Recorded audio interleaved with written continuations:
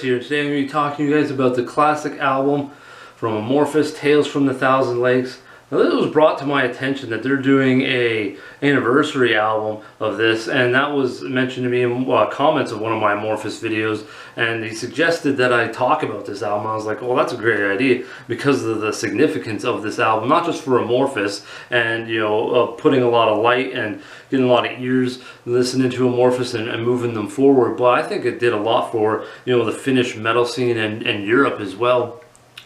Just a lot of bands, I think, took inspiration from this album, and it really did a lot for the melodic death, doom genre and stuff like that. And there's just so much contained inside this album of what Amorphis is and would become, from this album all the way to Halo, that we're at now. And you got stuff like the folk elements in here in songs like the intro piece, Thousand Lakes and Forgotten Sunrise, which is a great track that I really enjoy.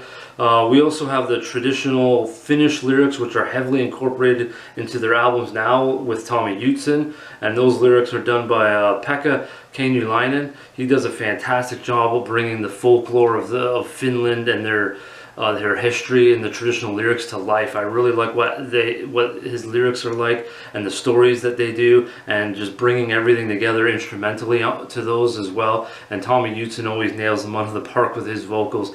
But that's just a fantastic job of what they've become stemming from this album. Also, we have the dark doom melodic death atmosphere in these three tracks, all back to back: Black Winter Day, Drown Maid, and In the Beginning. These three tracks, in my opinion, just absolutely kick ass. They're some of the Amorphis' best work, in my opinion. All have great guitar melodies and can be quite hypnotic too in there. There's some solid, harsh, and clean vocals as well. But most would say, I'd probably say their favorite is Black Winter Day. That seems to be like the song that they play at the shows the most. It's their big hit from back then. But my favorite is In the Beginning out of the three.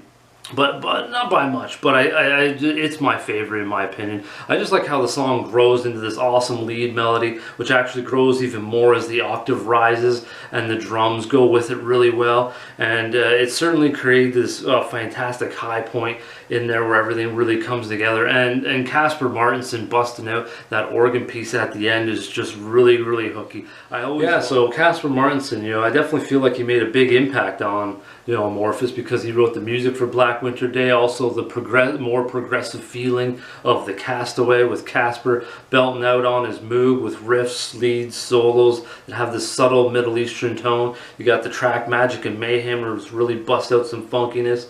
So I felt like those two songs really kind of explain the progressive experimentation era, which starts with Elegy and some of the experimenting, trying to feel things out, trying out some new sounds and stuff like that.